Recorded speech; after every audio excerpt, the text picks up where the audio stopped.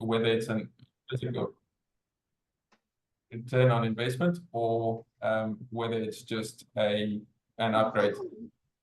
Balancing your priorities, managing your time constraints, adhering to budgets. You must be able to calculate your ROI. We're going to talk a lot about some metrics. ROI is your return on investment. How do you maintain cash flows? You must mitigate potential loss of revenue. There are so much critical factors to consider. So again, my objective today is to equip you to try and think about those, to think about the unthinkable. And ultimately, it is always a business decision. No matter how small it is, it carries weight and should be approached with a strategic mindset. Just to talk a little bit about some definitions. Obviously, there's a lot of definitions we're going to discuss today, but the main context of if we talk about capital project, what is capital? So capital is a financial asset or resource that includes money, equipment, and human skills. Basically, all the funds that's going to be invested into a project to make sure that you've got the go-ahead or the initiation point of the project. What is the project? It's a temporary effort to create a unique product, service, or result with a defined start and end date. So if you're building a house, that is a project. You expect it to start on the 1st of August and to be done by the 31st of October, as an example. Then, what is your investment? How many resources are you allocating, or money, or anything that generate income or profit at the end of the day? And then finally, the ROI is your return on investment. So this is a metric for assessing the profitability of an investment, calculated as a net profit divided by the cost and expressed into a percentage or a numerical number. Now we're getting to the point, and this is where the talking starts, is what is a capital project? So a capital project starts off by a long-term investment on a fixed asset. So this is to enhance the capabilities, your efficiency, or the capacity of a business or any organization. These projects often revolve around the acquisition or the construction or the renovation, expansion of physical assets such as building, infrastructure, machinery, equipment, or even technology and IT systems for that matter. In terms of building maintenance, capital projects are crucial for any club or organization looking to grow or modernize to remain competitive or address evolving needs.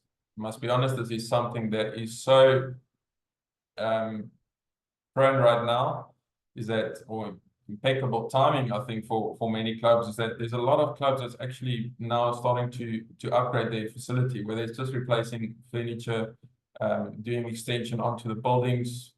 We know about certain clubs doing their irrigation systems. So it is so great to see that the industry is actually, and the clubs are actually starting to do this to, firstly, to remain competitive and to address evolving needs. You can go into water discussions I've done in my previous webinar, but it's certainly something that clubs need to focus on going forward in what they're going to do in terms of water supply and obviously irrigation. So, excuse me, those kind of things in terms of building and course maintenance really require a significant amount of capital expenditure, careful planning, because right now we all jump on the paddle core train. For how long is that still going to be viable? The supply and demand is starting to balance out. Maybe we must get rid of the tennis courts as an example, but how does that future of paddle looks like? And the same approach needs to be taken with your facility. If you decide to put an extension wing onto the building, how's that going to look like in 10 years' time? Are you assessing what AI is doing? Are you assessing where the world is moving towards? Those kind of things are pretty crucial when you start do your capital planning, because of the amount of investment it is taking specifically on your building and on your course maintenance. Then we move into upgrades. We all know that what we've done 5 years ago and what we have access to today is 5 years behind. So it is important to understand what kind of upgrades is required, just for your facility to stay modernized, and then also your preventative maintenance.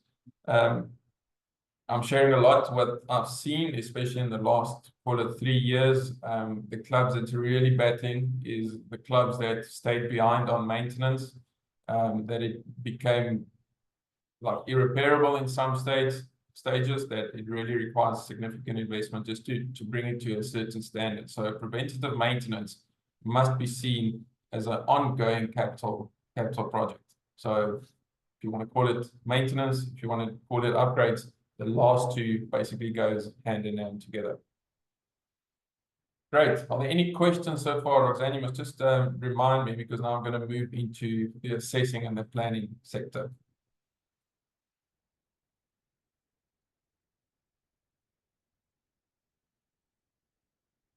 Right, master plan.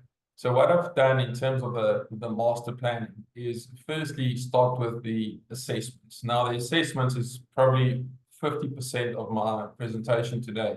So if you do pay attention to this next chapter, you would be covered quite nicely in terms of trying to build your own or script your own plan or managing your projects going forward. So starting with the assessment, you've got 9 kind of questions or checklists that you need to adhere to. Firstly is to find out what kind of project is it. And I'm going to double click or dissect into each of these categories and explain accordingly. So firstly, understand what kind of project it is. Then assess the needs and the objectives of scope and the scope of it. How many times do we say, no, let's just build another tee box here so we can actually try and draw it around this tree on the corner of the fairway. So is it really a need, and what will it change? So, and how much will it cost? Is it worth spending the money on that? So firstly, assess the needs. It's all nice to have all these ideas. Once you start doing these feasibilities, which is the next point, then it will make sense, or actually give you the answer already to find out whether it's a worthy exploration capital project. And then the cost benefits. If you're going to spend the money, what is the cost benefits that's involved with that?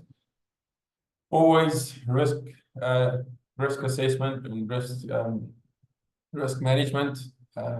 Then financial analysis, stakeholder analysis.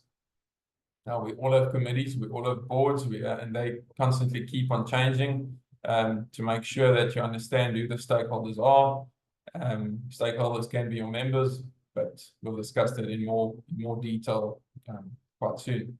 Then what types of regulatory compliance is required? And then finally, whatever you do in the project, what is the environmental and the social impact that it has on your facility?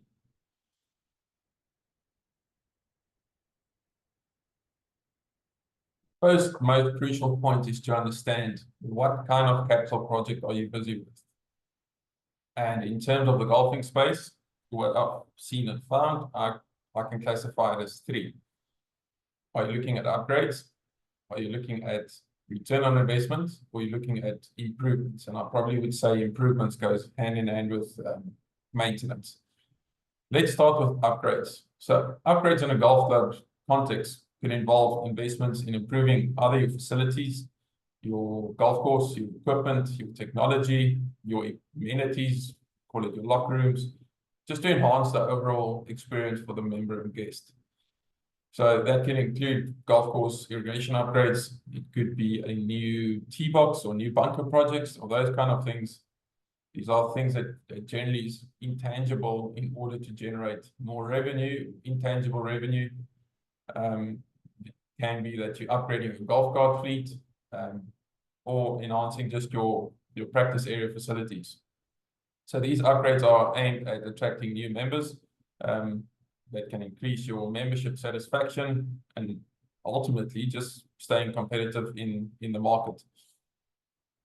So when we look at the return on investment, this is literally when you say, I'm going to build, and let's use paddle as an example. We're going to do a new investment in terms of paddle court that needs to give me a return in my investment. Once that return is being accomplished, then I start making good profits. So just to explain return on investment, and I'm going to hammer on this quite a lot today or this morning, is that the return on investment is a key financial metric that measures the profitability of your investments. So in a case of a golf club, the ROI would assess the financial returns that's generated from our investments, such as any course upgrades.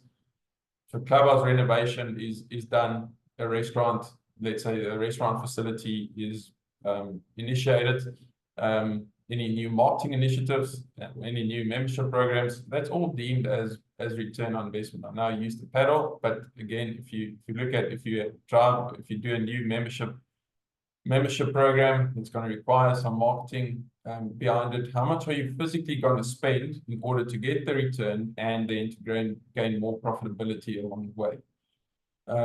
So you'll typically analyze your revenue generated from these investments, costs that you're going to incur, and then you need to assess the overall financial performance and the effectiveness of your capital expenditure, or as we abbreviate it, CapEx.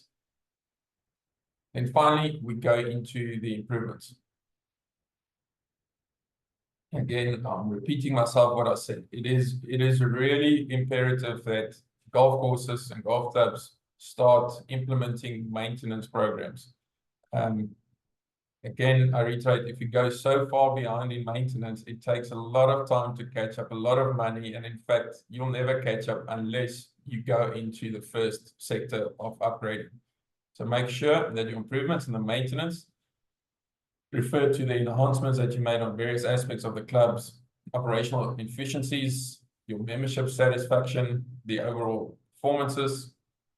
This can include improvements in your customer service, just your course conditions, placing your tee markers as an example, event management, sustainability initiatives,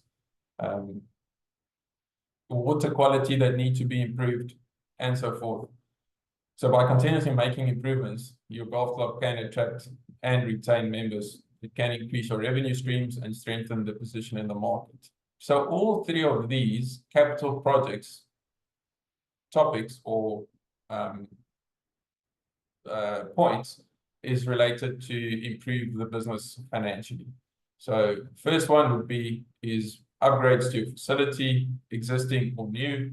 Return on investment is generally where you invest, you get outside investment or your own investment and try and recoup the money, and then finally improvements. The first, number one and number three, generally would be, not generally, but most of the times would be intangible value, meaning that if you're going to do improvements to a facility, it's not generally going to give you more revenue or more profits. It's merely just staying competitive in the market.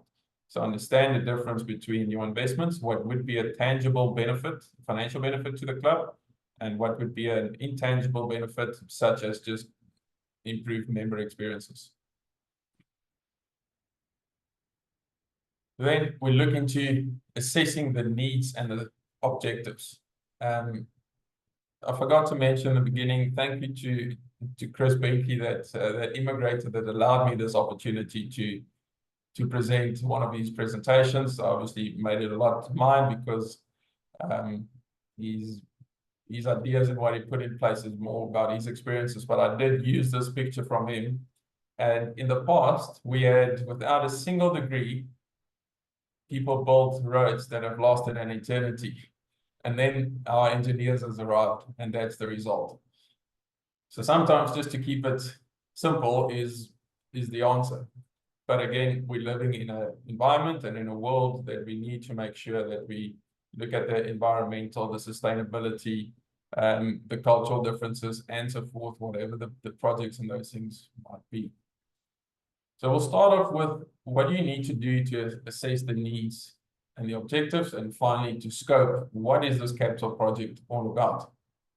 So firstly, you must define the project scope, and again, that is going back to see what kind of project is it? Is it an investment? Is it an upgrade? Or is it a return? Sorry, not an investment. Is it a return on investment? Is it an upgrade? Or is it maintenance that we do on improvements? And what goals must be achieved? What is the end goal of what we do? Let's talk about upgrading an irrigation system. we all know what the result of an irrigation system would be, is that we have more coverage around our whole area of the golf course. We've got sprinklers that runs at 15 bar compared to 5 bar.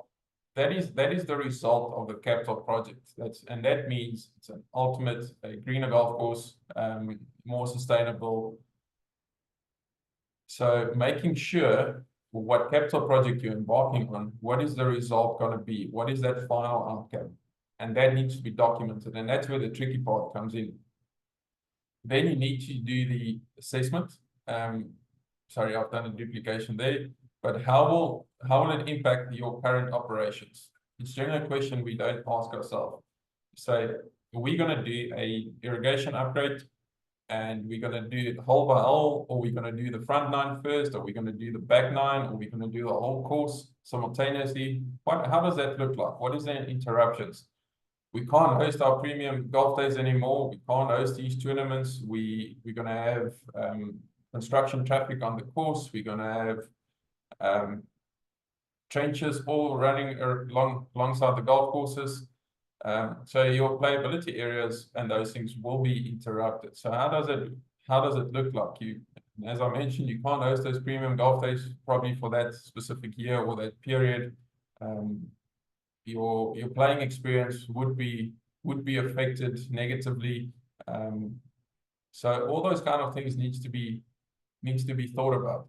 If you think about upgrading your restaurant, how do you still cater for half a house? How do you still make sure you've got events booked in advance, weddings booked in advance? How are you going to cater for those functions?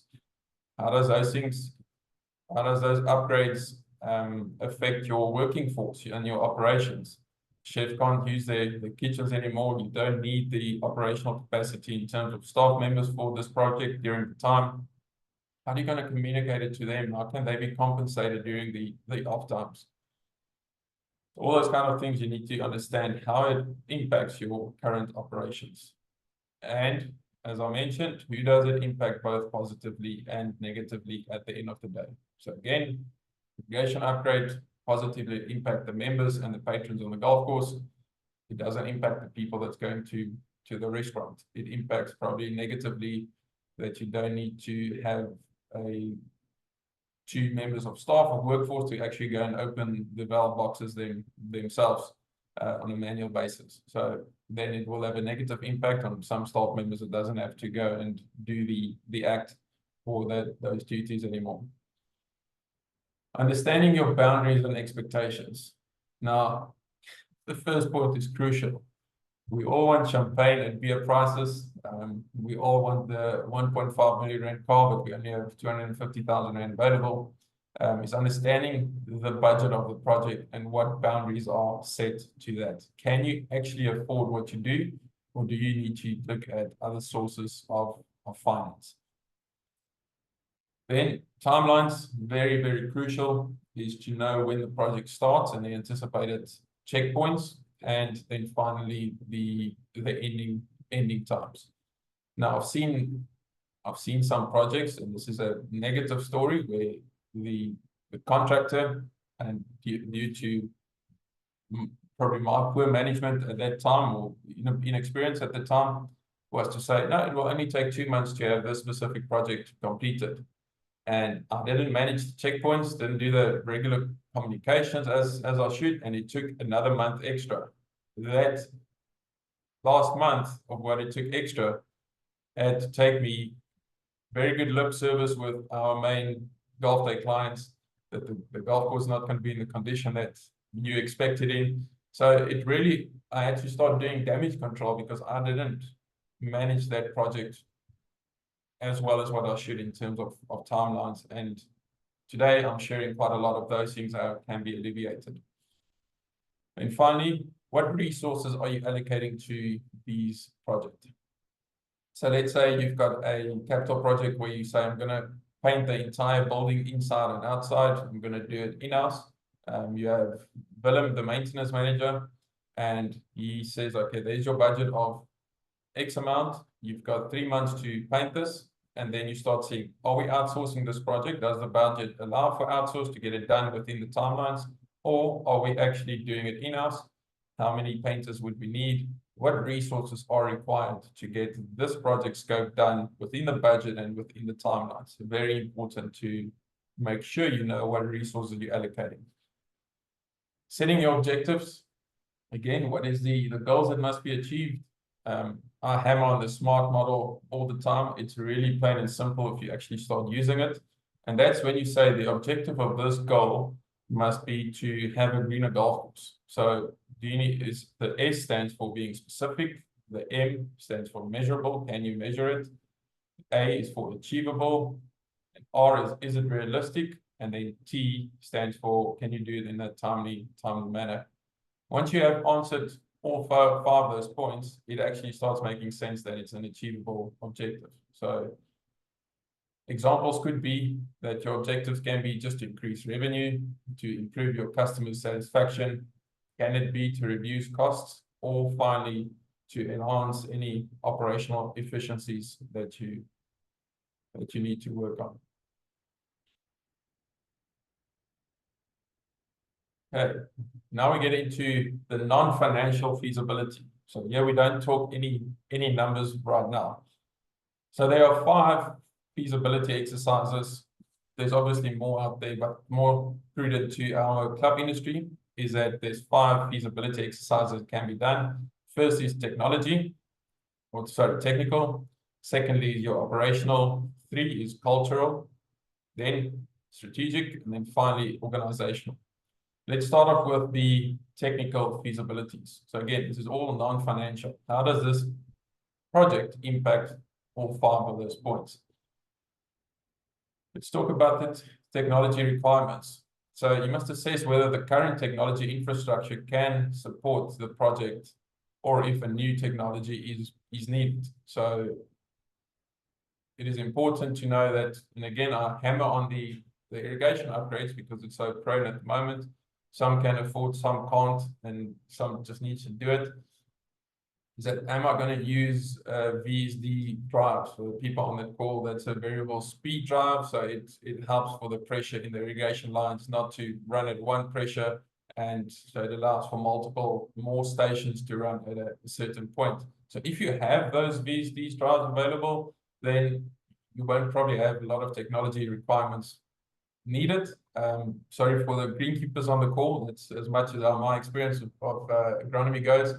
And your satellite boxes. So what technology is a requirement in order for this project to proceed? Do I have it? Yes. Do I have it? No. And then from there, you can assess it further. What technical expertise is required? Now, you need to determine if your club has the necessary technical skills and expertise to execute the project. When I ran through Chris's notes, and it's all about using the professionals to help you on these specific projects, because in the long run, if you don't do that, it's going to cost you much more at the end of the day than what the initial project would cost. Then innovation potential. Challenge the status quo. So evaluate the potential for innovation and technology and advancements through the project. So if you do have the VSD drives in your irrigation system available, what can you do more in terms of being innovative to enhance what you currently have? We'll move into the operational feasibilities. First one is the operational capacity. So assess whether the club has the capacity to implement and sustain the specific project. So if your club doesn't have the required resources to do it in-house, it will probably go into an outsourced capital project. But you need to understand whether you have the capacity or even the understanding. And if you as the manager are running already at 95% capacity and just due to operations, you actually have the operational capacity to oversee this project. By default, we all just accept as managers, this is our capital project to be run. Meanwhile, and that's what happened to me at that specific time, and I said the project took a month longer, it's because I had so many other things going on. I just couldn't. And at the end of the day, you need to have the guts to put up your hand to board members and say, I need more support from you as a board member to see this project going through. Very important point. Then your process integration. So evaluate how the project will integrate with existing processes and systems. I'm going to talk a bit about change management because it will affect the human element. And then finally, your resource availability, which I've harped on quite a lot now. A surprising point to many could be that the cultural feasibility. You must always do a feasibility on cultural, and firstly around the sensitivity. So evaluate your capital project sensitivity to cultural norms and the values of the affected communities. I'm not going to make any comments, but we all have different religions, different backgrounds, and it's important that you're not going to put blue with red or fuel with fire if you make these capital projects or embark on them. Then also about the culture is the integration. Assess how well the project can integrate with your current cultural practices and traditions. Then strategic. Dare I say this? There's very little clubs that runs with a strategic plan. So it might not be very applicable to you, but I really would I'd rather put the horse before the cart and have a strategic plan in place. But look to your strategic feasibility. Is it firstly this project aligning with your goals to ensure that the project aligns with your club's strategic goals and a long-term vision, not just to do a sector here because I'm the chairperson and I want to keep my heritage going here. If it's not aligning with that strategic plan, then you end up over a good period of time where everyone just carried on do what they want and you're sitting with a smarty box of a golf club. Then competitive advantage. What is your competitive advantage you're going to do differently compared to other clubs or wherever your competitors might be? So evaluate the project's potential to provide a competitive advantage in the market. And then you need to have your scalability. So determine the potential for scaling the project in future. Today's capital project might be phase 1. 3 years later, we're going to do an extended and we're going to scale it up. So make sure that the capital project you embark on right now might have some scalability going forward. Then finally, we look at the feasibility of organizational change management. Deal with people. We have people within our organization. I've seen it a lot. I've been challenged with it quite a lot. In our world, we're trying to give efficiency, transparency, and all those things to our clubs. Sometimes you get into that reluctance to say, okay, but what my job is in danger. Until the process starts, and then you start seeing the smiles and say, I actually can leave today at 3 o'clock because I've got my work done. You need to understand some of your projects is going to affect the people within your organization. It's going to affect your membership, your clientele. How are you going to manage the change of this project? So assess the club's readiness and the ability to manage the change associated with the project.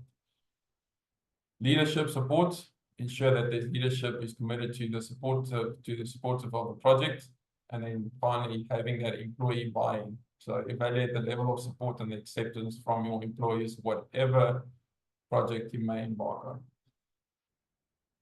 Good. I've spoken a lot there. I don't know are there any questions so far, Roxanne? Please let me because I don't have the chat box open on my side. No problem. I'm having a look. Nobody yet. I'll give you a shout when somebody asks a question. Great. Thank you. Hope you guys are still awake. Any questions anybody wants to ask now before we move on to the next slide? Nobody? Great. Thank you. Easy crowd. Okay. Now we go into the cost benefit.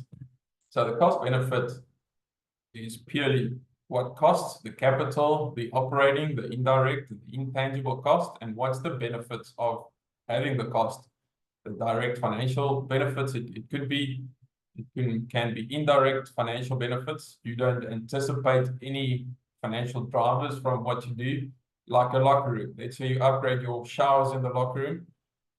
Is it going to have a direct financial benefit? No, but the indirect benefit might be that you can host bigger golf days because you've got more showers available right now. That might be a requirement from a club. You don't know. And then finally, what is the intangible benefits? So I'm going to go through that. With a cost benefit analysis, it's a systematic approach to evaluate your economic pros and cons of a project by comparing your costs versus your expected benefits. So this method helps in determining whether the benefits outweigh the cost and how much, and finally aiding into your decision making. Starting off with capital costs. This is the initial investment that's required for the project, including your equipment, construction, and obviously startup costs. Then you've got your operating costs. What is your ongoing cost for running this project? Your labor cost, utilities, maintenance, and supplies. Then let's say you want to build a T-box. There's going to be capital costs required. You're going to buy, or you're going to have machinery hired in. You're going to have your top dressing, whatever other material you use. And what operating costs can you use? Can you use your current workforce to do the leveling, to do the growing, and so forth?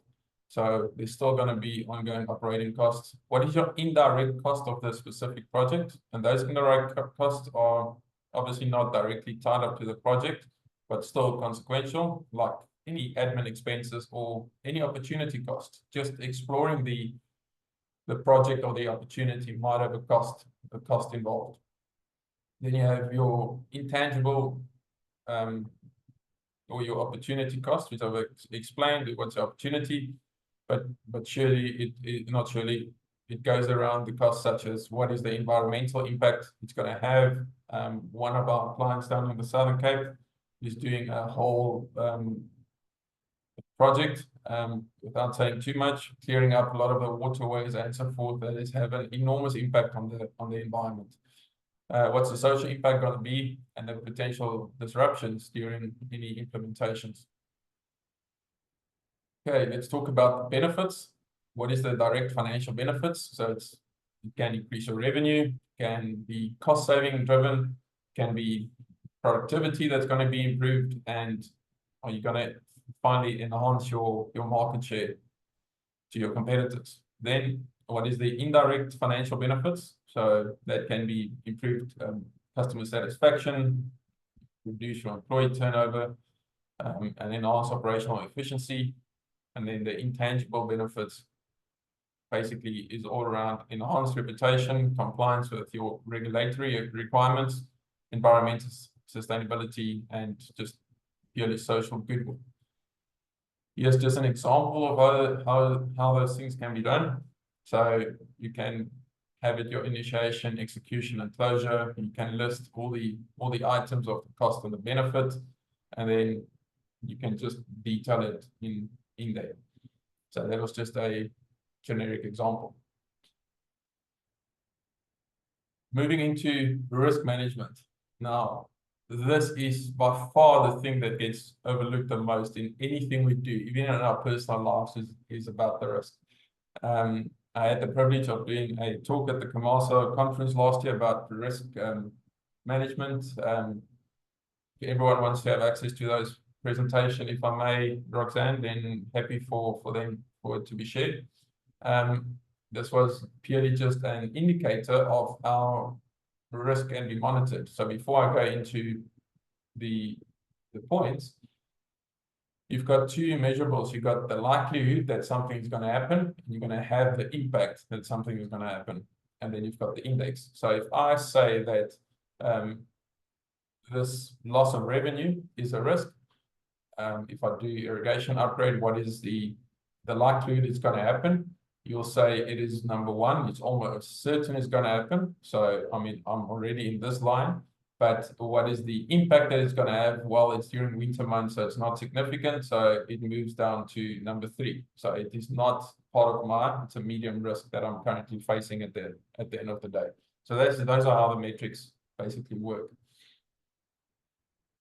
There's 6 points that you can adhere to, must adhere to in terms of doing a risk assessment. And firstly is identify the risk. So do the brainstorming with your team and the people involved. Is gather input from your project, your stakeholders, and the team of members to identify what those potential risks could be. Then have checklists. There's later on an example of checklist. So important to use a standardized risk checklist relevant to the industry type of project. But this tool here is perfectly what can be utilized. That's your measuring scale, and then from there you list your risks. Any historical data, review the data from similar projects to identify common risk. Do your normal SWOT analysis of the project. Categorize your risks. So now we move into technical risk related to your technology and technical aspects. What financial risks there might be, whether it's funding, whether the budget can easily overrun on what we have. Is this project actually financial viable? Looking into the operations, risks that relate to the day-to-day operations and resource availability. How does this project, again, comes back to the human element, impact your team and just running your day-to-day operations, and what are you going to do to mitigate it? Market risks. People are actually going to support your golf club during a time when you go through major course upgrades. We've seen it with a club in KZN for a period of 2 years. I'm talking under correction. There was no golf to be played on that, so it did have an impact on the market. And then finally, your environmental and regulatory risks related to environment impact and the compliance with the laws and regulations. Then analyze it. 2 very easy things to do is your quantitative data versus qualitative. Start off with quantitative data. This is for critical risks. Perform a more detailed quantitative analysis using techniques. There's a Monte Carlo simulation that actually helps you determine the sensitivity. It's on quite a tree analysis that's utilized. So what the quantity is what it is. So how much will I lose? What is the risk in terms of rand value? Let's say it's a financial risk. And then qualitative is to say the likelihood that it would happen. Again, this scale has got the impact available for you, or to measure that impact. Then you evaluate and prioritize. Once you've run this table and you've listed your points and the scores of each risk, then you evaluate and prioritize your risk. So it's a ranking and basically an appetite. What is the first thing that you're happy to do that doesn't cost a lot of money? And then you develop your risk mitigation strategies. And then finally, you put those things into action. Again, that involves what resources, what funding you have available, and also communication. Communicate risks. One of the clubs we deal with is, it's a difficult thing. I'm not going to open a can of worms, but the driving range running adjacent to a certain hole is golf balls flying that way. So it's, again, communicate that the risk is there, already make people more vigilant for it, because financially there's an enormous cost in it. And then also in terms of resources, you can't cover it up quite a lot with resources. So it's understanding what you want to put in your plan and what can be implemented. And then finally, it comes in my later end, is monitor and review your risk assessment. So risk assessment is critical to a project, but it's imperative to have it in your day-to-day operations and within your profile at your golf club. Okay, financial analysis. Now this is probably where the rubber hits the top. So you've passed all the checkpoints, and now you start looking into my financial analysis. 6 key metrics that you look at. Questions you ask. What is my initial investment? My operating costs, revenue projections, cash flows. I'll start doing this project. How does my cash flow look like, just to keep day-to-day trading also to our buy stock for my food and beverage? What is my profitability analysis on my project? And then what is my financial metrics, which I'll explain in more detail in the next slide. But let's look at the initial investment. So Sorry, just one sec before you continue.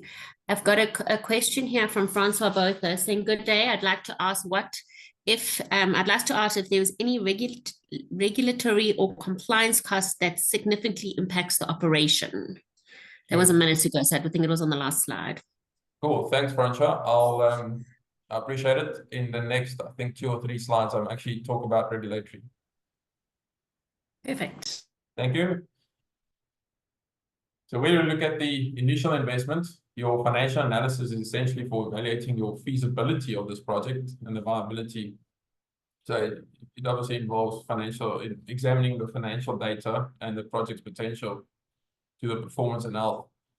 Initial investment, we look at capital expenditure, CapEx. So this is the cost of purchasing additional land, buildings, machinery, equipment, and then your one-time costs. So this is costs for initial setup, such as permits, licenses, initial training. Let's say you buy new computers for the business. That's a one-time cost that you're going to have in terms of someone coming to set it up for you. Then you look at your operating costs.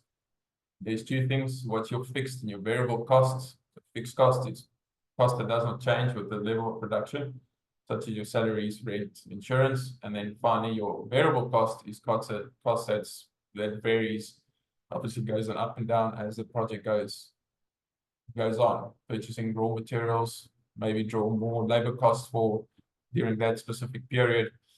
So understanding what your operating cost looks like. Revenue projections. Again, projections goes hand in hand with forecasts. You do your sales forecast going forward. How do you do that? If you have the privilege of having a history of historic information, you can use that as an indicator. Otherwise, you start working on assumptions. Now, assumptions, we can all dissect and know what assumptions can actually mean, but then you need to start doing benchmarking. What are other facilities doing in terms of revenue for certain offerings that I'm about to embark on? So sales volume, market demand, and also pricing strategies. And then what other revenue can I generate? Any additional income sources related to the specific project. It could be that you sell machinery that's going to give you additional income.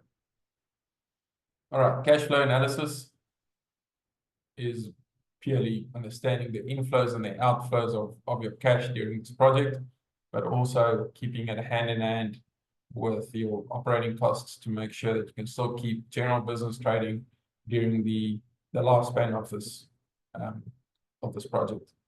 Then profitability analysis is looking at your 3 metrics. And the first one of the profitability analysis, your net income. So it's all your revenue minuses your expenses, showing you the project's profitability.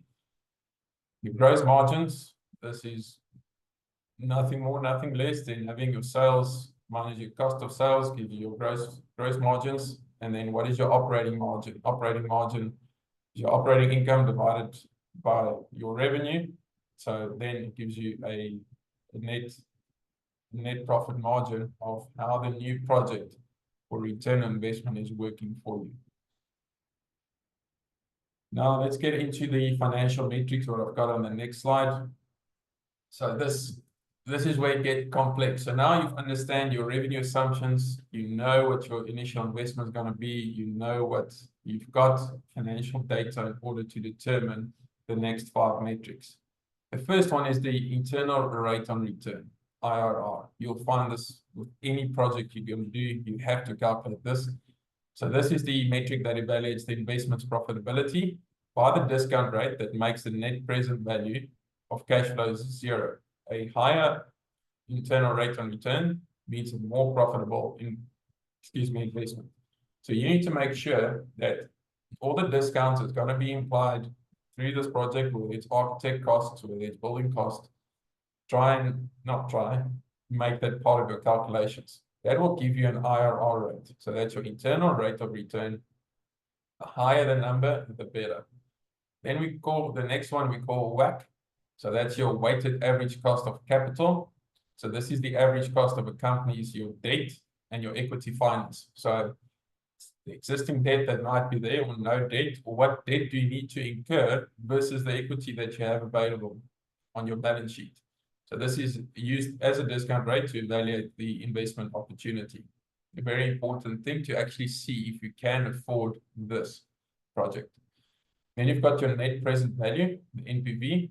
This is the metric that calculates the difference between the present value of cash inflows and the outflows for an investment. So positive NPV obviously indicates your profitability. And then the future value. So if the project value is of an investment in the future, based on the initial investment amount, the rate of return and the time period will give you what is the future value of this project. And then finally, opportunity cost is the value of the best alternative forgone when a decision is made. It helps evaluate trades-off and make decisions aligned with goals by considering what could have been gained by choosing a different option. Now we get to the fun part, is the stakeholders. So stakeholders, 7 questions or seven points. Is that finding out who's your stakeholders, understanding who's primary, secondary, and who's key stakeholders, and then assess their interest and influences, prioritize them, develop profiles, engage with them, and then monitor and manage the relationship. A contract is only there when things go south, and then that contract protects you. During the time when everyone says, oh, I'll give you the money, we're going to do this, and everything goes well, project starts, and then it doesn't go according to plan, make sure you understand who's the stakeholders you're dealing with and document those things accordingly. Let me explain. So when you do a stakeholder analysis, it's a critical process in your project management that involves the identifying, understanding, and managing the interest and the influences of various stakeholders that can impact the project. So this also helps to ensure the stakeholders' needs and expectations are considered, leading to better project outcomes and increased support. I want to go radical here. Let's say you decide to demolish nine holes on your golf course, and just do it without identifying your stakeholders, engaging with them. You're really going to have trouble on your hands. So understanding your member needs and wants is very crucial, and that will be highlighted through a proper strategic plan implementation and updates and maintenance. Let's go to identifying the stakeholders. So you must list all the individuals or maybe groups that have an interest in the project. So your stakeholders can be employees, can be management, can be externals, such as your members, visitors, community members, regulators, past presidents, past presidents, ex-captains, ex-lady captains. Those all can be your stakeholders. Then classify them. Again, primary, secondary, and key stakeholders. So what relationship do they have with the project? Primary stakeholder is people that's directly affected by the project. So that would be your project team, employees that's relevant to this project, your members, who's finally going to have the impact on. Then your secondary stakeholders is the people that's indirectly affected by the project. This would be your suppliers, your service providers, and so forth, that's going to assist you in this project, but it doesn't have a direct impact on them. And finally, your key stakeholders. Your key stakeholders is people that have significant influence or importance. This would be your board of directors, people that invest the money, whether it's trustees, whether your club runs different funds. Make sure you know who those key stakeholders are. Then assess the interest and the influences. So interest is merely just identifying what each stakeholder cares about regarding the project. This can include the benefits they expect, concerns they have, or issues that they want to be addressed. What influence do they have on the project? Is that you must be able to know the level of power or influence that each stakeholder have over the project. So this can range from high to low, like key decision makers versus end users. Then prioritize the stakeholders. So who's the highest interest, low interest, and then basically high power, high interest, high power, low interest, low power, high interest, and then low power, and low interest. The reason why it needs to be classified in the way is because communication is that what do you communicate throughout this project and process to certain people. You don't want to have the horticulturist telling the plumber what needs to be done, but you also don't want the plumber to tell the horticulturist what needs to be done. So keep it in those sections to understand during certain checkpoints within your project, who needs to know what, and who's the people that you need to communicate and get the feedback from. Develop profiles. So develop your profiles is create detailed profiles for stakeholders, including what the interest might be, influences, expectations, and potential impact on the project. This will help. The next point, which I've already elaborated on, is your engagement and your communication to those stakeholders during the process.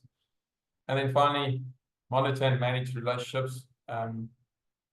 It's a given that no project will go without any conflict. So continuously monitor your stakeholder engagement to make sure that you can adjust your strategies as needed. So that involves regular check-ins, just feedback loops, and addressing any issues or concerns promptly. Don't let it linger. Say the words that needs to be said, and focus on the bigger objective at mind. Willem, and to all the maintenance and managers on the call, there's a good saying for you guys. Maintenance manager, because the badass miracle worker is not an official job title. I take my hat off to all the maintenance managers that eventually ends up managing projects on behalf, and where the structure allows, on behalf of management. Now we're getting to frontier into the regulatory compliance. So these is what I've identified as the 6 key points that I've been involved with. That from spectrums from construction to irrigation, just to outsource versus in-house, those kind of conversations to understand what impact your decision on the project is going to have on these sectors. I'll start off with health and safety. Now, this is more specific to South Africa and our regulations and compliance. Sorry, I'm going to take a sip there. Hans, yes. A few questions keep popping up randomly. Should we just wait until the end and then maybe you can answer those questions? Might be easier. So. Perfect. I think so. That's fine with everyone, unless it's really pertinent. But I think throughout my slide, I hope I would cover those questions. Alternatively, at the end, 100% to answer them. Perfect. Thank you. Right. When we look at health and safety, we look at the Occupational Health and Safety Act, because we know the OSH Act. We need to ensure that the working environment is safe and healthy for our employees. The Act clearly outlines the duties of both what the employers and employees should have regarding the workplace. Then also understanding the construction regulations. So specifically more just to construction projects, your regulations, detail safety, safety requirements and guidelines to prevent any workplace injuries and fatalities. But then labor laws, anything we do is got related to the labor law. We know there's the basic conditions of employment, or the LRA, the Labor Relations Act, those things that prescribe the minimum conditions. So understand again what impact it's going to have on your labor, whether you're going to outsource or contract in, if you're going to sign agreements with service providers, understand their labor policy. Is it unionized? If there's strikes happening on that specific service provider, how does it impact your project? These are things that we don't generally think about, depending on the size and the scale of the project.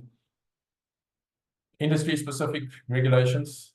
I mean, CMASA plays a pivotal part in guidelining us what is industry-specific. We've got the Turf Grass Management Association, what grass can be utilized in certain areas. We have the experts.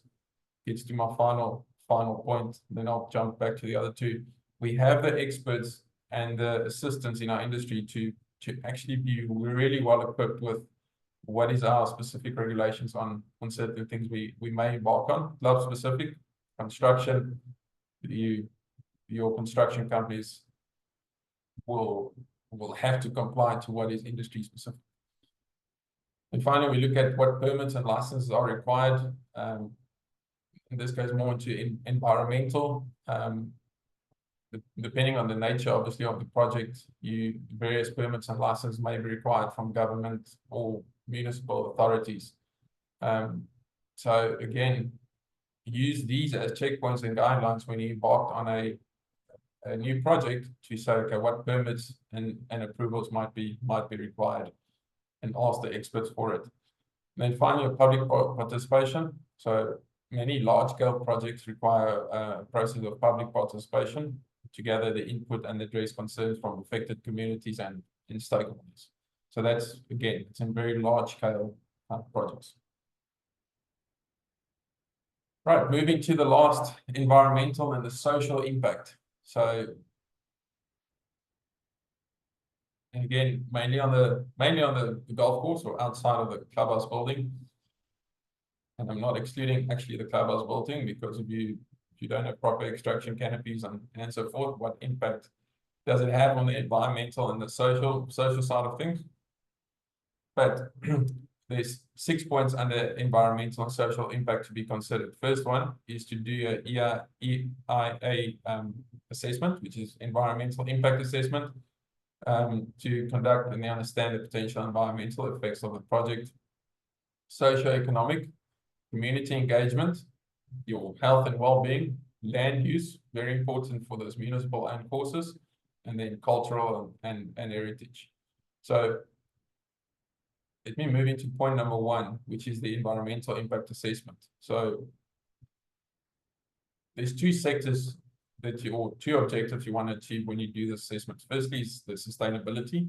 So try and assess the project sustainability practice and its alignment with environmental goals, and then what mitigating measures can be done. So once you understand those measurements, then what mitigation strategies will be put in place. So you must identify and plan to mitigate any adverse environmental impacts and what community impact it might have, including your social, cultural, and economic effects. And from there, it leads into the next 5 points. Is the social economic.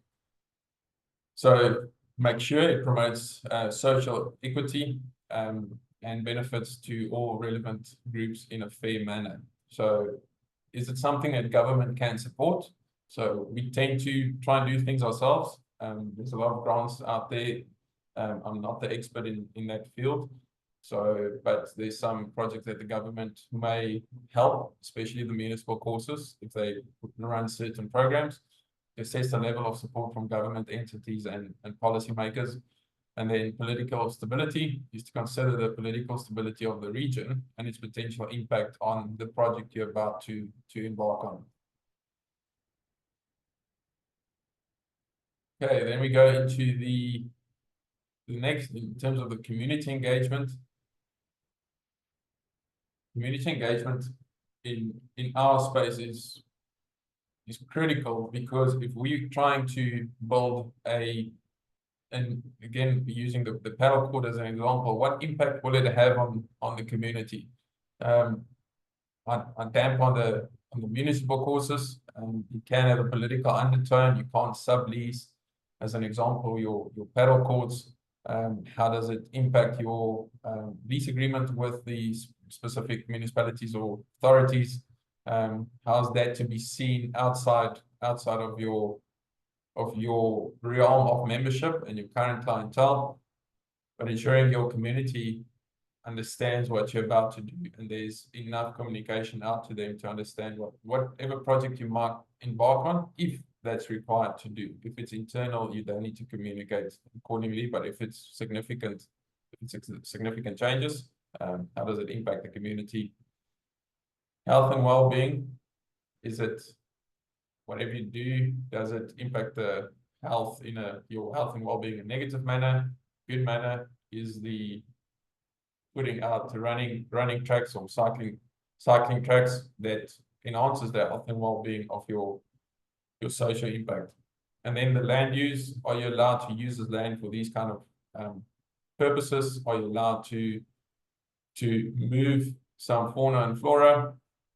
Understanding the land usage as well for whatever project it might be. Again, not trying to generalize any specific projects, again, trying to equip you to think about the unthinkable. Then the cultural and heritage. This is the most dangerous thing if you're trying to do something that's going to have an impact on the cultural and heritage. Always be cognizant what is the cultural heritage of not only your club, but the environment and the community that you are in. All right.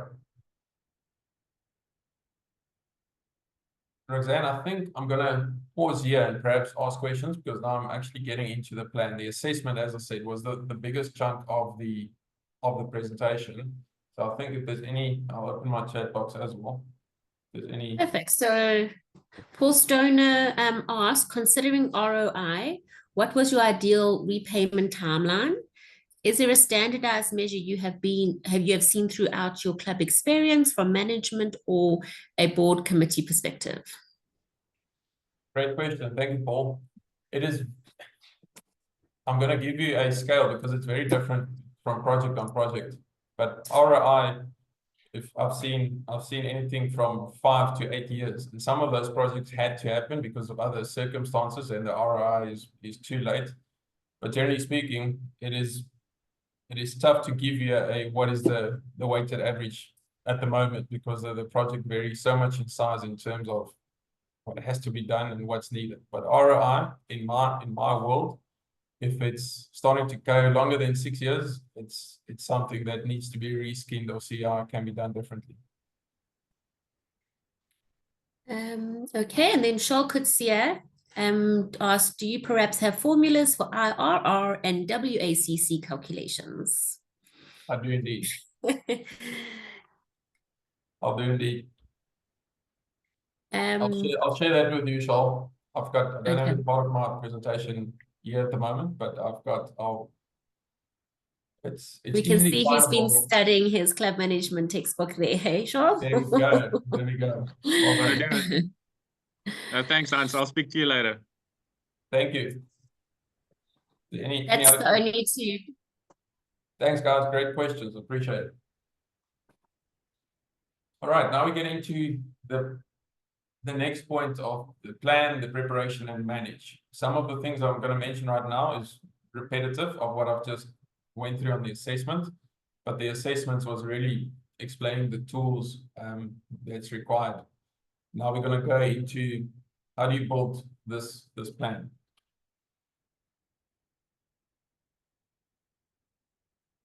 So just critical metrics in having the plan compiled and documented.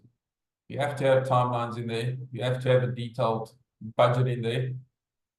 The design, procurement, your construction, member and operational impact, communication, constantly review the plan and the commitments, and then finally, management. When you build a plan, you're going to have the master plan your side, understand all the moving parts of this. But it's not necessary that this is the plan you're going to share with your membership or with the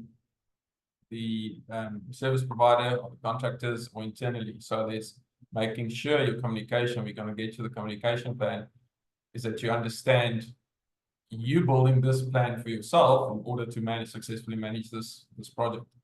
But once communication, the correct communication is starting to go out to different people or to the eyes and ears that mustn't see it, and it's not to hide anything, it can dampen the process of your project accordingly.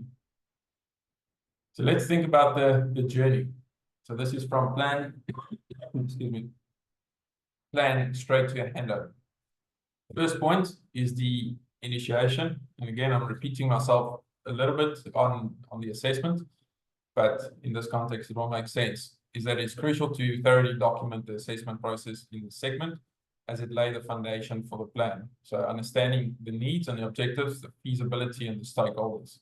So again, just to recap, is identifying the needs and the objectives is to define the purpose of the plan. So start with that.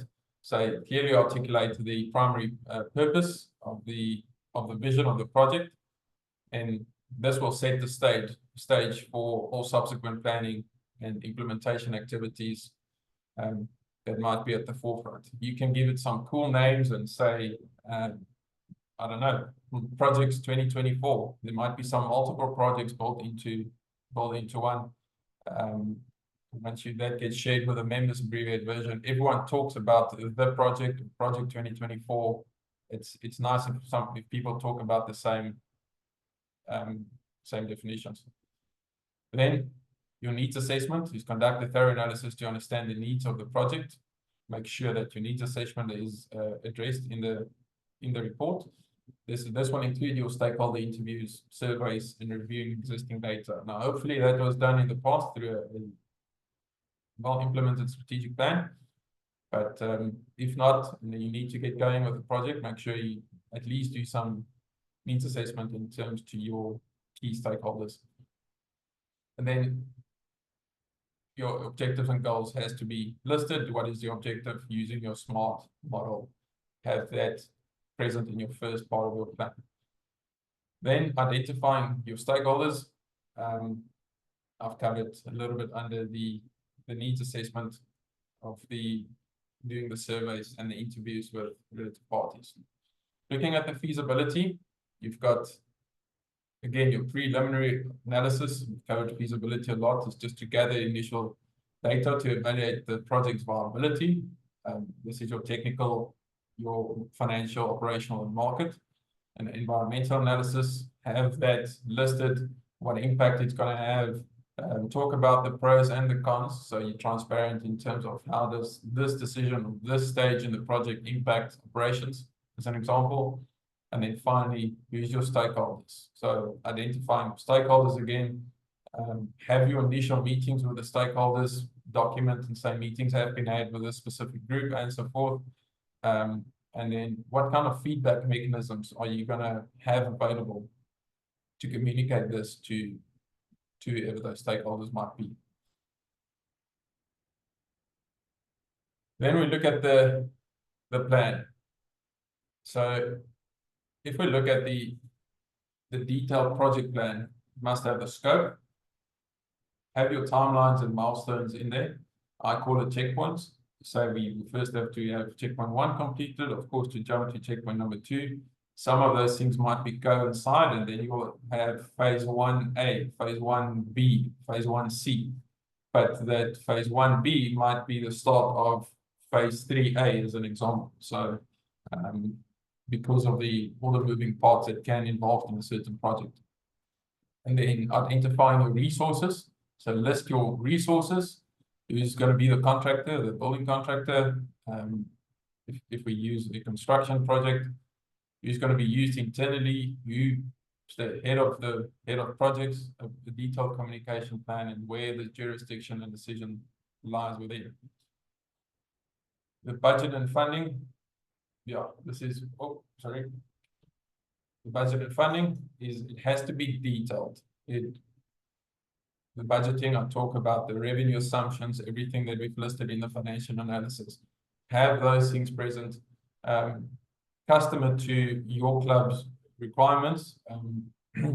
The example that I have is a club that's still in debt, that needs to go onto certain projects, see how that impacts previous dates as an example, and have that clearly detailed. So you try and cover all those areas. Understanding where the source of funding comes from, whether it's going to be funding through a bank, whether it's the trust fund that's been lying there, and the trustees needs to release those funds, the source of funding from there, which is going to be done out of retained earnings. And then finally, what is your financial control and reporting going to be? It's going to be monthly report backs on these kind of measures, and that's going to be shared to the stakeholders. This is going to be made available to the members, or however the case might be. Make sure that you've got that part of your plan. Your risk management strategies needs to be identified and implemented within the plan. And then finally, what is your regulatory and compliance, approvals and permits and those things that's required. So those basically broken down into four different sectors. Now you start designing your plan. So if it's a project that's going to require architects drawings as an example, you need to have your initial design. So that can be a rough sketch to say how it's going to look like, how it's going to be. This is more testing the water. You're going to do some feasibility testing. You're going to review the designs. So before start spending money on architect fees, you're first going to try and do this design and development yourself. So how does the initial design look like? So this is your initial concept, including sketches, models, prototypes. Again, it's not necessary to say it has to be drawings of a building. It could really just be a model for, I don't know, taking laundry services in-house and run the financial model from there. Then you're going to design your reviews, so conduct design reviews with stakeholders to gather feedback and make the necessary adjustments. And then do your feasibility testing, test whether it's feasible to design the concepts through simulations, models, and certain pilot studies. Then we go into the detail. Then you look at the architectural design. That's when you complete the architectural drawings, floor plans, elevations, sections. If it's not a specific design project, then you can involve the professional people to give you scripted reports, maybe evaluators to look at certain numbers, depending again on the scope of the project. Then you look at your engineering design. That's when you start involving the engineers to develop detailed engineering designs, including structural, mechanical, electrical, and plumbing plans. I reference Centurion as an example, so it's a bit of off-track record. We've redone the bridges as you walk onto the island. Green was always done with wooden planks, and we've been already into this phase when we had the engineers on site. It was a railroad track I-beam structure, and the wood slats was just bolted onto on each side, and the bolt on the one side was loose, and the engineer was stepping outside of that track and of that slat, and that thing just cantilevered, the guy fell into the water.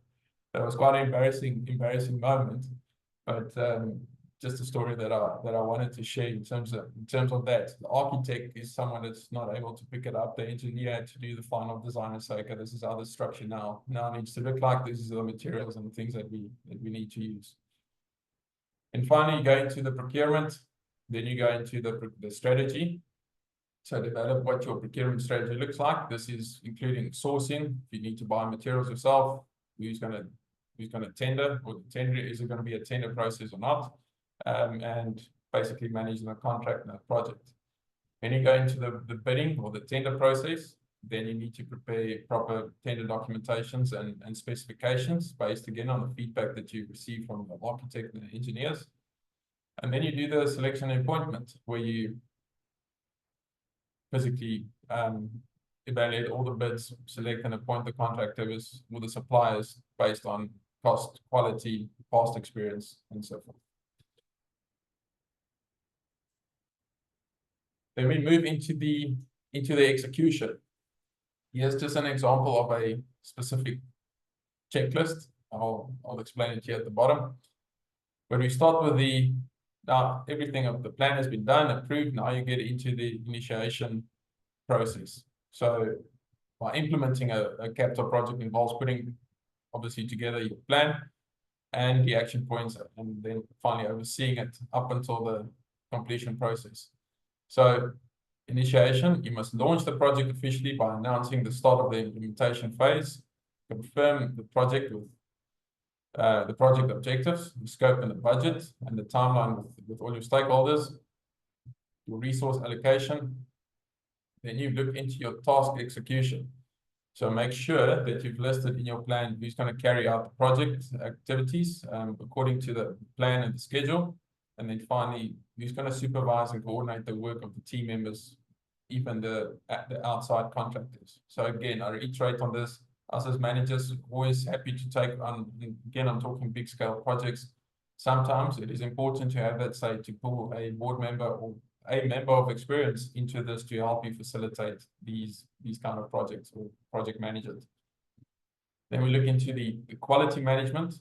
Implement what quality control measures that needs to be monitored, and ensure that the project delivers and meet the required standards. And then conduct inspections and tests to verify the compliance with the quality requirements. Risk mitigation, again, it always pops up. Is risk is You must continuously identify and assess the project risk and develop strategies to mitigate them. If the contractor is not obliging to the risk mitigation strategies, it's something you basically need to call and halt the project wherever the project manager is going to be. You must monitor risks throughout the implementation phase and take corrective actions as needed. So make those hard decisions, make sure that you have the regular talks with your service providers or with the team to make sure that you're mitigating your risks. And then communication. Make sure you've got a communication plan in place. However that communication loop looks like, whether it's WhatsApp groups, whether it is general emails, whether it's a project report that gets updated daily, make sure that you maintain open, effective communication channels with all your stakeholders, team members, and your vendors. Whether it's in-person meetings, documenting, we're getting to documentation, make sure that you regularly keep on communicating and that you are getting communicated to as well. So provide regular updates on the progress, any issues that needs to be elevated, and decisions to ensure alignment that you ultimately have the transparency it deserves. Monitoring and control. Monitor the project against any KPIs or milestones that's been put in place. So if phase 1B, you start seeing that's running late and it's going to be delayed by a week, make sure that you're going to monitor and control that. Is it achievable to get it done faster? What's needed to have it done in time? Or you're happy to accept it's running over a week, but then it's going to have an impact on phase 2 that's starting, and make sure then goes back to communication to ever need to take over phase 2 so that they know their timelines are impacted. So implement on the monitoring and control. Second point is to implement change control processes to manage changes to the project scope, schedule, and to the budget. Contractor management. Keep on coordinating activities with your external contractors to ensure that they deliver according to the agreed terms. Again, it comes back to the quality management. If they say you need to use 40 MPa concrete mix and they're only using 20, I mean, you're not going to pick it up with the naked eye, but sometimes you can ask that to be tested to make sure that you're doing that quality control, or at least for the contractors then to sign that off.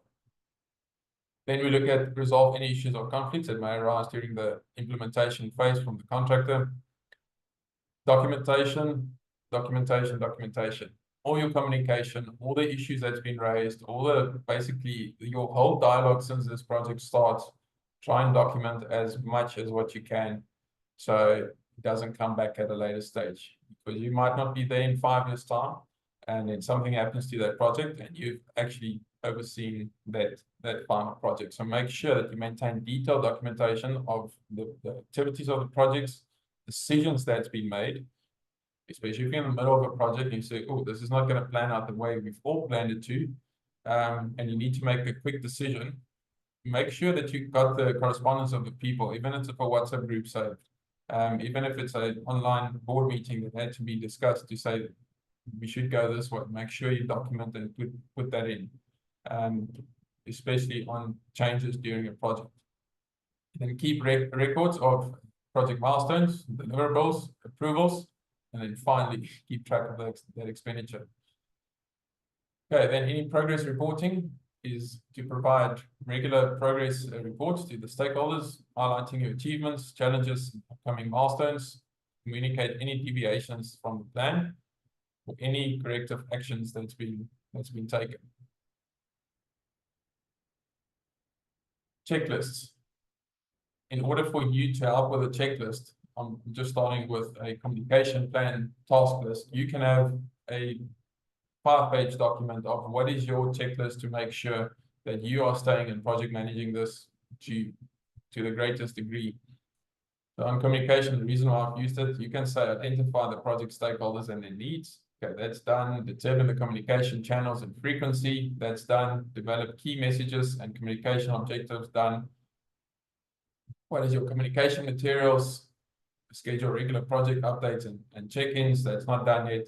So you constantly take over this project and you're managing it through a checklist. If you don't have a checklist in place, you're certainly going to lose sight from what needs to be done and executed. And then finally, everything has gone to plan. Now you get to the final stages. You get to the last 80% of the project, and that's the handover and the commissioning phase. That's when you need to do your documentation and records, final inspections, if there's transfer of ownership required, if there's certain training involved.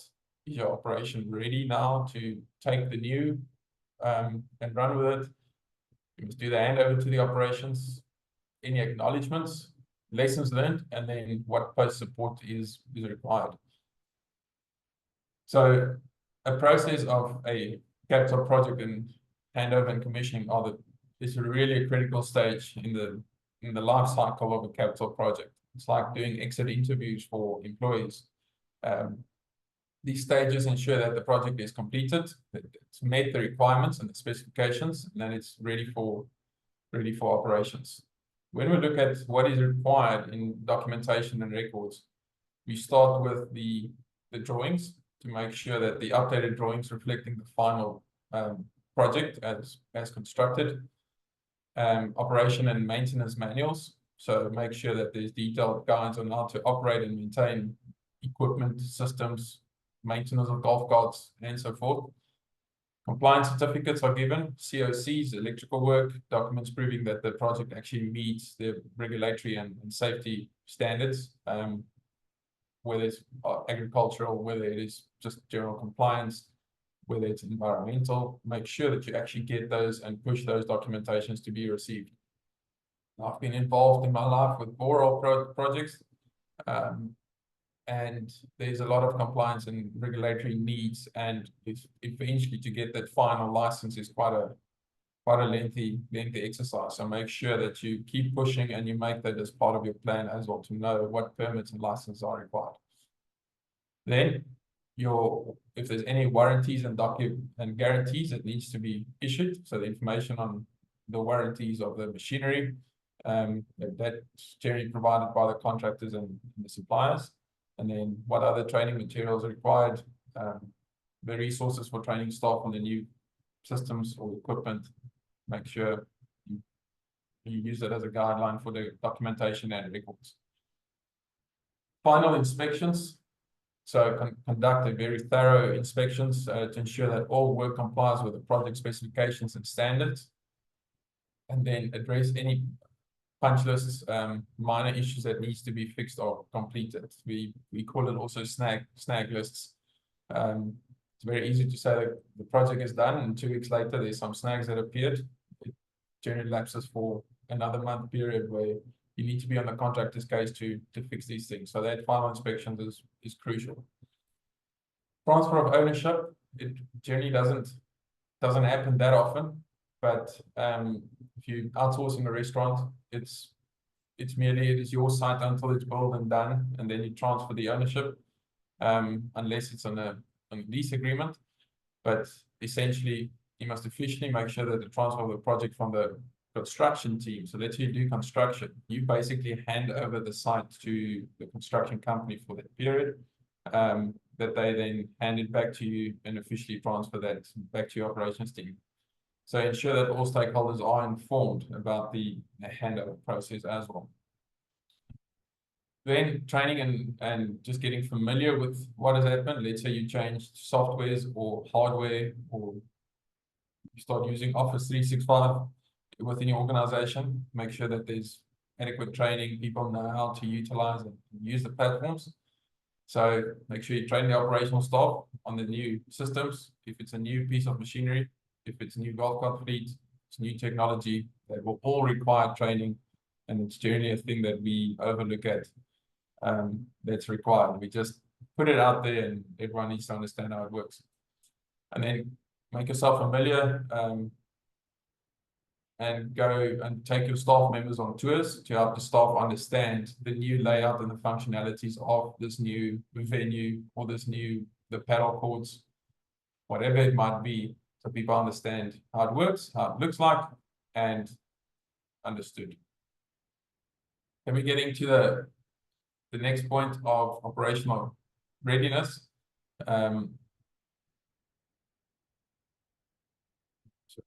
Using my notes there. Okay.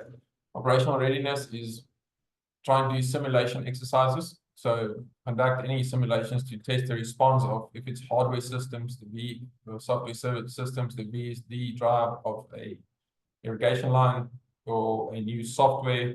Is it pulling my stock? Is it not? To test the response of the systems or staff to various kind of scenarios, make your final adjustment, and then again documenting your own SOPs within your business. It all sounds nice and fun when I mention all these things of you. It is hard work, but it's basically self-explanatory. Again, it's for me to allow you to think about things that we generally don't think about. Then we hand over to the operations. So once everyone has understand operational readiness, you say, okay, cool, we're going live with this now on the 1st of August. So everyone signs off, you officially hand it over to the operations team, and they start running with it. Acknowledgements. This is a thing that we generally don't do. If it's a successful project, make sure you script the letter to the construction company. Say, thank you so much for making it easy in our transition phase, sticking to the timelines. If it was poor performance, acknowledge that as well. Thank you for your staff members. Thank you for your patience during this process and project. If you can do and afford, you do the opening of the new restaurant or whatever by inviting key stakeholders. So make sure you don't overlook the acknowledgement part. Document the lessons that's learned. Don't keep it for yourself. Give it to your stakeholders as well, what has been learned, how you're going to do your project differently going forward. And then finally, most important is understanding the post support, the post commissioning, if I can call it that, is to provide the support for a good defined period to address any issues that arise during the initial phase, the operational phase. Make sure you constantly chat to your team during the next 2 months after the project's been completed to collect the feedback and to improve the commissioning processes going forward. Very, very important that it's easy to buy the vehicle, but once it starts breaking and you go for a service and you get poor support, it sadly puts a very bad taste in your mouth and you start regretting decisions. My final 2 slides, and then I have some time for questions, and I do have time to run through a specific, very abbreviated plan, more for members' eyes than anything else. Then I'll run through that. So in summary, is what I've put together, what is the best practices? And that's a non-negotiable, is that the scope must be clearly defined. A detailed project plan has to be put together. Communication, you must manage your risks. Careful financial planning and forecast, not just thumb sucking. So don't say, oh, okay, well, I'm going to, again, sounds like I'm bashing paddles. It's really good, but you say, okay, I'm going to do 400 Rand an hour, I've got 4 courts, I'm times it by 4, I get 1,600 an hour, and there's 9 hours to play per day, I times it by 9, and I'm got 365 days, I'm going to run an 80% occupancy, there's my number. It just doesn't work like that. So make sure you understand, you start studying trends and so forth. Monitor and track, very important. Communication, change management, very crucial part. Evaluating, and then maybe even more communication. But on the scope, again, clearly define that. Make sure that your objectives are set, the deliverables are set, and there's a success criteria. The project plan discussed in detail. The communication, I can't say that you need to, or can't reiterate more, is that you need to establish your clear communication channels and protocols to keep stakeholders informed about the progress of the project, the milestones that's been achieved, celebrate those milestones, and any issues that may arise and regularly engage with your stakeholders. Manage your risks. Keep on monitoring, tracking the performance. If you have KPIs set for the project, make sure you do actually do those assessments. So your timelines, your budgets, and your resource allocations. Make sure on the monitoring track that you actually look at the quality assurance, that you don't start a certain phase that you can't, there's a non-return point, a point of no return, that you've actually checked on the quality, and communicate with your contractors. And then finally, you do your post-project evaluation by conducting a thorough evaluation of the project upon the completion to assess the success against the initial objectives, and then document the lessons learned and communicate accordingly. So from my side, that's my project completed for today. If there's any questions that you want to refer to me after the session, there's my details on the screen. I think, Roxanne, what I want to do, if there's any questions right now, I'll take them, and then I can run through, as I said, an abbreviated version of how to actually look in practice. So I talk about a lot of things, what needs to look at, but you can abbreviate it quite a lot from what is the product you're putting out there to the members. Thanks, Hans. I think that was a very informative session this morning. We do have a question here from Francois Botha, who I think is from Kyalami Country Club. He said, regarding the transfer of ownership, what if there's any intellectual property rights associated with the business or property? If you can just elaborate a little bit more, trying to understand the question. Are you there, Francois?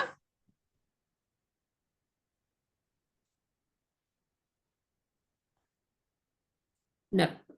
Francois, so I'll try and make sense of what you're saying. So the question is that if there's a transfer of ownership, what happens with the intellectual property of the... Sorry, let me just open that again. One sec.